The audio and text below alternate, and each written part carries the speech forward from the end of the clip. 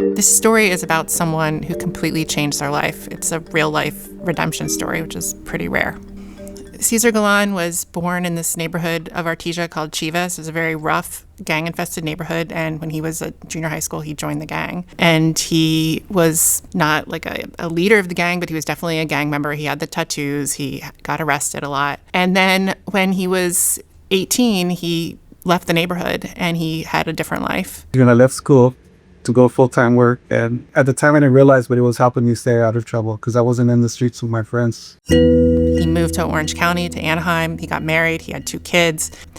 And then in about 2000, they made a fateful decision, which was to move back to Artesia, close to the old neighborhood. And that led him on April 3rd, 2001, to be at a party in Chivas. Which is probably about 3 or 4 houses away from where we grew up at. I was shocked. Well, my brother was shot several times, but one of the bullets hit him in the cheek, and it went straight to his brain.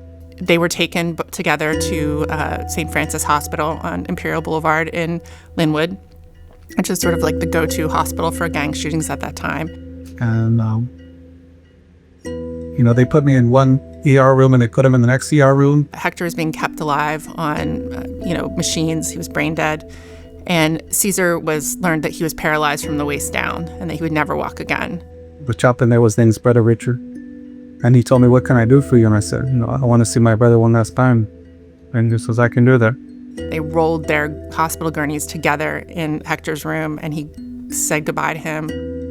I said, "I'll close my eyes one day and I'll open up in the next world, and I know you'll be the first person to see from that basement." He was in the intensive care unit, and a delegation from the gang came, and they said, "Look, we know where the guy is who shot him, and we're ready to kill him." They had said, "What he's at a friend's house, so we know where he's at."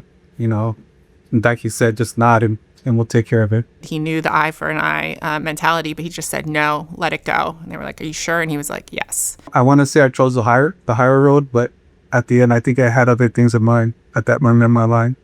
My main focus at that moment was, these two children of mine.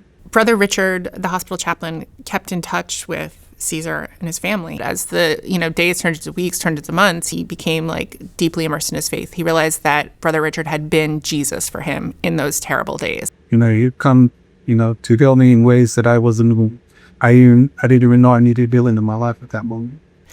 And at the time, the chaplain from St. Francis came to him and said, "Look, I think you have an opportunity here.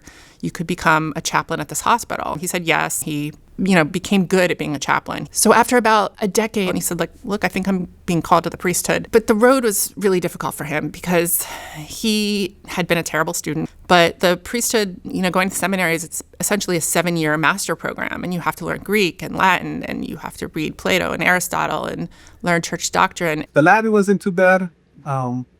The Greek wasn't too bad. I think for me, it was definitely the philosophy. And by the end, he was able to complete the program, and he was ordained in the cathedral in downtown LA in 2023. I would never imagine in my wildest dreams that I would be a priest. It's really night and day from my previous life. Brother Richard said that when he looked at Cesar, he saw that he had this skill that he could bring to this job that nobody else had. I mean, he was in a wheelchair. When I come into a room, there's an automatic connection. Because they understand, we understand the loss. And so there's no explaining anything. They're more open to me. And so it's easier for me, to minister to them at that time. That part of LA is in many ways like a real small world. And so he sees people that he knew from the gang. And sometimes when they see him, he described them as just astonished and just said "Wait, okay, so you're a priest now?" My job's not to criticize them or to judge them or anything like that. My job is just to meet them exactly where they're at and try to bring Christ into that picture of their life.